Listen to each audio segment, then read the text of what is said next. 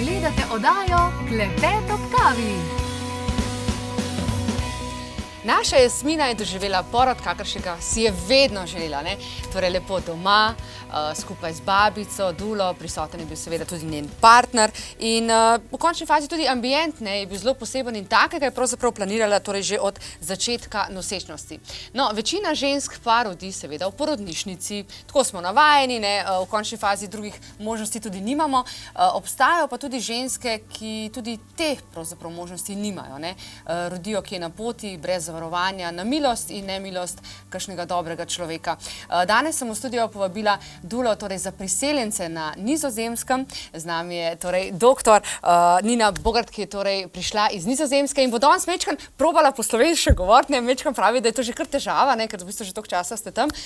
Nina, za začetek me v bistvu zanima, prej sva se mi da že marsikaj pogovarjale, pa me vsem zanima, kako ste pravzaprav sploh prišla na idejo, da pomagate po eni strani torej priseljenkam na Nizozemskem in potem še pro bono, kot ste rekla, tudi torej za vse tiste begunke, ki nimajo pravzaprav res nobenega. V bistvu se je zgodba najprej začela z begunkami. In sicer leta 2015 sem en četrtek popoldne sedela v enem takem kafiču v Delftu, kjer stanujem.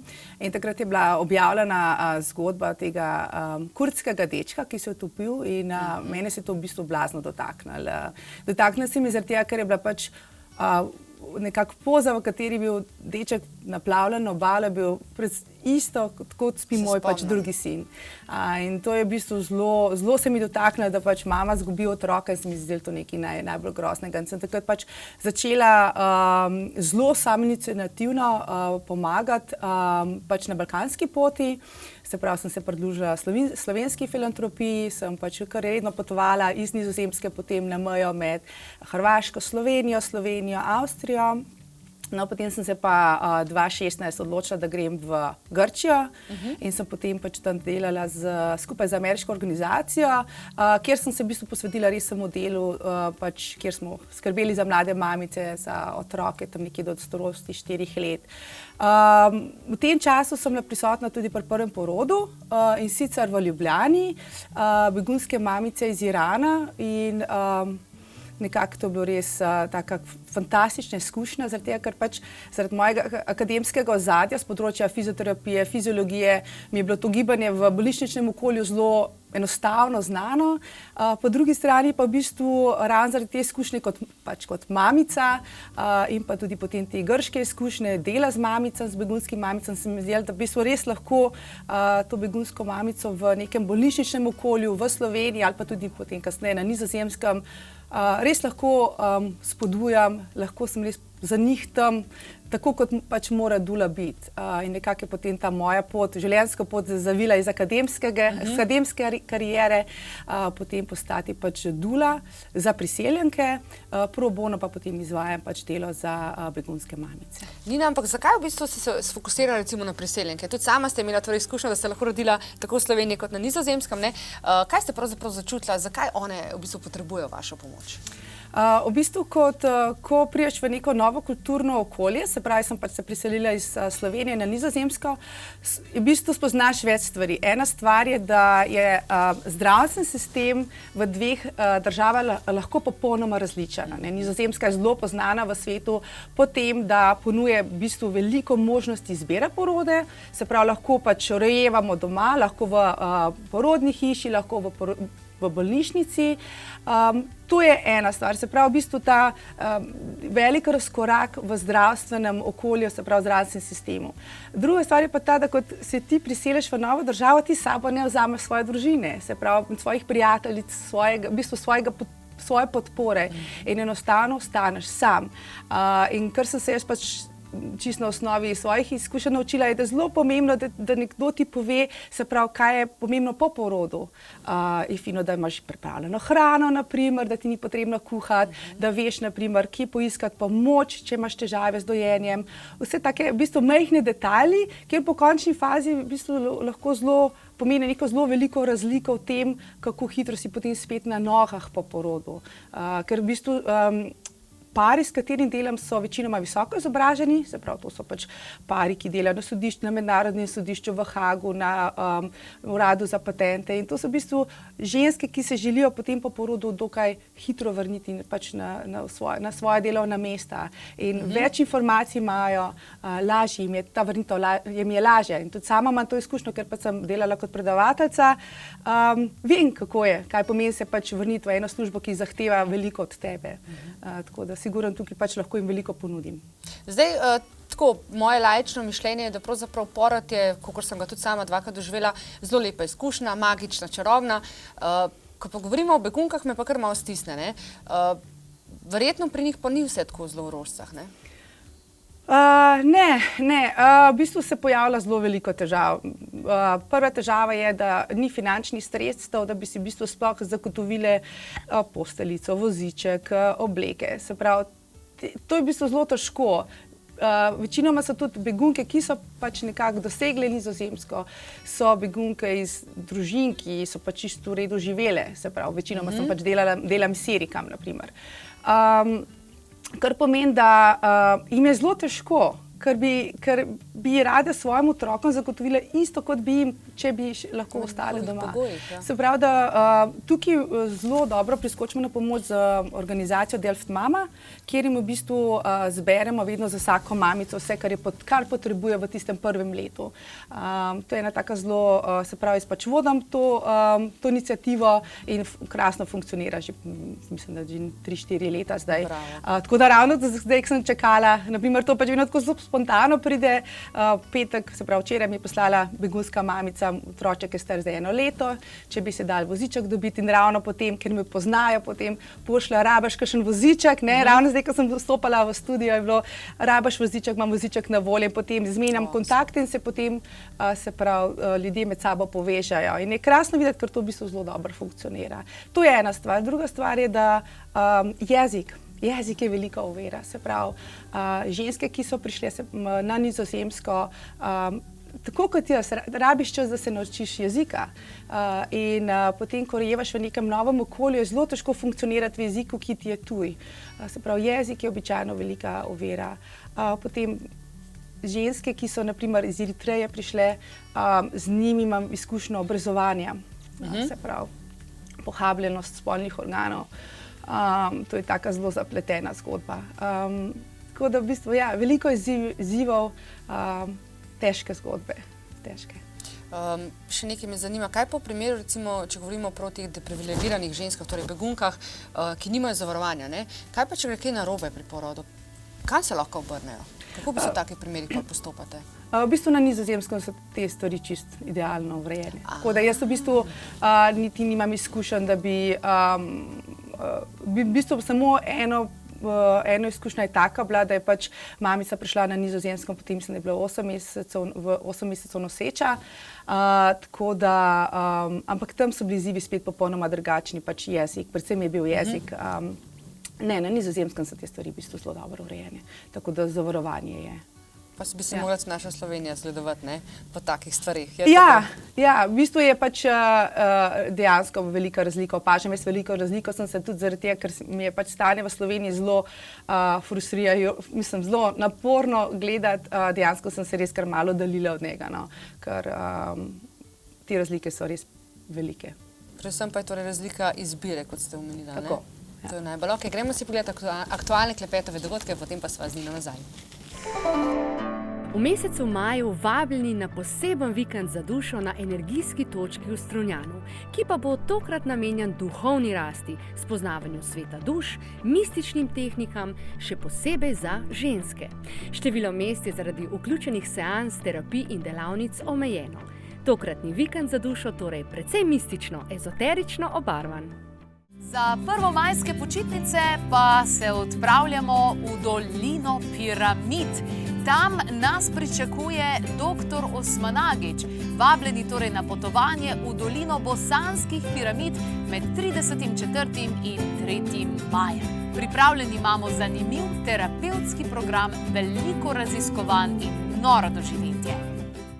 7 dni za dušo in telo na otoku Ižu. Tudi letos gremo na počitnice za dušo in telo. Odhajamo drugi teden v juniju na energijsko najmočnejši otok Jadrana, na otoku Iš. 7 dni globoke sprostitve za dušo in telo, nova znanja, nove izkušnje, res dobra in zdrava hrana ter izjemno vzdušje. Preverite program na naši spletni strani, poskrbljeno je namreč tudi za prevoz. Nina, kako pa je bilo pri vas recimo v času korone? Pri nas recimo partnerji niso smeli biti zraven, porodi na domu so bili prepovedani in tako naprej. Ste tudi vi mogoče začutili v tem segmentu kakšne težave? Ja, v bistvu ravno tako kot v Sloveniji, določen trenutek dule nismo več mogli biti pri porodu, enako za partnerje te prepovedi ni bilo. Tako da pri nas to se mi zdi, da tudi nemogoče, da bi se kaj takega na Nizozemskem sploh zgodilo, da se partner prepove pri porodu. Porodi na domu so pri nas stalnica, to je pri nas nekaj povsem normalnega, tako da seveda tega se ni prepovedalo, tako da glede tega ni bilo pa nobenih sprememb. Pa ste vi osebno, recimo, če vas lahko vprašam, ste naklonjeni na porod doma, kako vi gledate na to pravzaprav?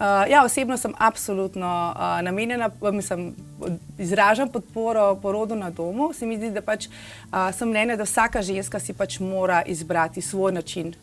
Mora imeti pravico, da si lahko izbere svoj način poroda, bodi si doma, bodi si v porodnišnici, bodi si to naraven porod ali pa medicinski porod, ampak ženska mora imeti absolutno podporo in pa pravico, kje roditi. Zdaj, rekla ste že, da na Nizozemskem je to pravzaprav čista pravica vsakega, torej imajo res veliko več izbire kot pri nas. Kaj bi recimo mogoče trenutek, ki je vas najbolj zaznamoval, torej v vaši karieri, če lahko rečem karieri, torej pri vašem delu?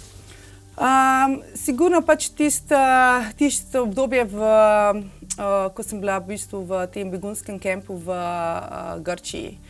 V bistvu biti v Grčiji, ki je Evropa, ampak v bistvu videti res naprimer velike organizacije, jih ni bilo, Rdečega križa ni bilo, Karitasa ni bilo, begunskih organizacij ni bilo in ljudje so bili dejansko prepuščeni sami sebi, najbolj pa to, da so se v bistvu otroci borili za hrano.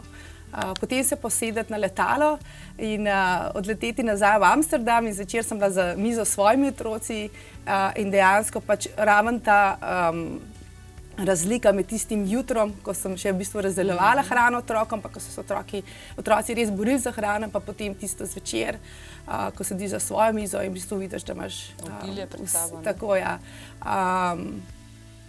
Ja, to je dejansko bil tisti moment, ko sem vedela, da trud, ki ga vlagam v akademsko kariero, nikoli ne bo povrnil ljudem, sočloveku tistega, kakor če se usmerim v neko drugo smer in pa zagotovim v bistvu pro bono pomoč begunskim mamicam. Wow, res lepo. Kaj pa recimo sama vloga dule? Se razlikuje recimo v Sloveniji pa Nizozemskem? Ne, v bistvu jaz kar konkretno spremljam slovenske dule in moram reči, na začetku sem bila zelo presenečena nad kvaliteto in nad dulami v Sloveniji. V bistvu sem zelo navdušena nad dulami v Sloveniji, ker se razlik med nami, se pravi na Nizozemskem ali pa tukaj v Sloveniji ni. Visoko izobražene, z doktoratom, tako kot jaz, potem srečujem jih na mednarodnih konferencah, tako da absolutno v bistvu razlik ni.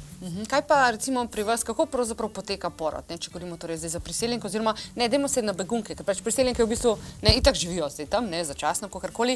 Pri begunkah je vseeno zadeva mogoče malce drugačna. Se jih sploh vodi enako kot recimo navadne državljanke? Ja, v bistvu, kar se tiče podpore se strani babice, ker pri nas je organiziranost malo drugačna, se pravi, pri nas ne hodimo na preglede ginekologu, ampak celotno nosečnost porod, če je to porod brez rizikov, se pravi, je potem voden se strani babice. Pri nas ne srečaš ginekologa, če ni nobenih težav. Tako da ta pot je povsem enaka pri begunkah. Jaz kot dula enostavno pač je moja pot tudi enaka, ne glede na to, da je to pač pro bono. Se pravi, pač z njimi imam enako število sestankov, običajno pa še malo več. Zaradi tega, ker v bistvu vem, ker jih pač vidim, da rabijo več podpore. In enako v bistvu partnerja tudi, se pravi, partner se pripravlja z nami, se pravi z mamico skupaj na porod. Je pa tako, da komunikacija malo drugačna, se pravi, je pač krajša, običajno to so sporočila, kratki stavki. Kar mi pa v bistvu tukaj je zelo zanimivo, da nisem Nizozemka in da sem se tudi sama mogla naučiti nizozemščino, prej je zelo prav, ker v bistvu pišemo v zelo kratkih jedrnatih stavkih, ki so pa potem za begunke zelo razumljive. Tako da to mi je bilo tako presrečenje videti, da s tem, ko sem tudi sama priseljenka, je tudi za begunke lažje. Potem pa pač porod ravno tako, se pravi, ko se porod začne, ko začutijo, da me pač rabijo, sem potem nekje v roku 1 ure pri njih in jih potem spremljam potem cel porod in pa še mogoče urico 2 po porodu, kot vidim, koliko rabijo, pa potem spet po porodu. Tako da v bistvu pot je ista. Zdaj rekli ste torej zdrave nosečnice, ne? Kaj pa ultrazvoki, kako je s tem? Imajo to na voljo? Ja, v bistvu na voljo preko celotne nosečnosti so na voljo 2 ultrazvoka za vse. Običajno potem je teh pregledov vseeno malo več, tako da v bistvu načeloma pa 2 vedno. Prej so govorila tudi o stiskah, torej begunk. Kako pa je v bistvu s partnerji? So partnerji zraven, so prisotni, niso, so v bistvu del te zgodbe ali so večinoma so pravzaprav prepuščene same sebi tam? Ne, večinoma so partnerji, sploh tisti serije, bom rekla, so zelo del zgodbe. To je spet taka zanimiva zgodba, ko v bistvu, ko začneš, imaš neke predsodke tudi sam, oziroma neke pričakovanja in moje pričakovanje je bilo seveda, da pač ženska je prepuščena sama sebi, partnerji so nekje na strani, tako se nekako predstavljamo. Dejansko pa je bila ta zgodba res, večinoma se te zgodbe popolnoma drugačne. Zadnji par, begunski par, ki sem ga spremljala, sta rodila v marca, naprimer, in je bil partner res dejansko vpet v celotno zgodbo kot mnogo tistih, ki jih spremljam, se pravi mnogo priseljencev, ki jih spremljam na Nizozemskem, tako da ni neke bistvene razlike. Je pa veliko v bistvu praznovanja okoli poroda, veliko hrane, tako da ko pridem po porodu, je to vedno na mizi, obilje. To je pa tako nekaj drugega. Vedno se zelo praznuje s hrano. Lepo. Zanima me še, recimo, če gremo na Slovenijo, kaj vi opažate, da pravzaprav bi bilo fino, da bi mogoče nosečnice ali pa ženske, ki želijo postati mamice, da bi torej, katere informacije so tiste bistvene, ki jih morda ne vejo? Pa bi bilo fino, da jih vejo? Jaz mislim, da v Sloveniji, tako v bistvu, ko malo spremljam, pač se od tistega časa, ko sem jaz rodila, se pravi pred 10 leti, je v bistvu zelo en velik korak šel naprej. Se pravi, predvsem v smislu tem, da imajo mamice na voljo zelo veliko različnih priprav na porod. Takrat pred 10 leti, ko sem bila jaz noseča z mojim prvim sinom, je bila pač priprava na porod v ljubljanski porodnišnici. Zdaj pa, ko spremljam, naprimer, sama sem inštruktor hipnobirthinga in tudi v Sloveniji imate to na voljo. In se mi zdi v bistvu, da mamice morajo samo včasih si malo časa vzeti, malo pobrskati, kdo vse izvaja priprave na porod, kakšne so priprave na porod in izbrati pač tiste, ki nekje mamici najbolj ustrezajo. Se pa res veliko najde in kvaliteta v Sloveniji je res visoka. Super, najlepša hvala za tale pogovor. Jaz upam seveda, da so vam z Nino dale mečkam zamisliti. Tudi v Sloveniji seveda smo imeli gonjo, ko so bili begunci, pa koronavirus, pa tako naprej. In v bistvu v končni fazi, ko pomislite, dajte mogoče kdaj pogledati mečkam bolj pristno, bolj osebno. Zdaj pravijo, če gledaš ti to iz neke distance, pravzaprav te ta stvar se tako ne dotakne. Če pa pogledate mečkam bolj človeškega kota, pa verjamem, da vam seveda ne bo vseeno, torej tudi za vse tiste, ki nimajo pravzaprav na možnost vse te izbire, ki potem imamo recimo navadni državljani. Bodimo torej človek človeku.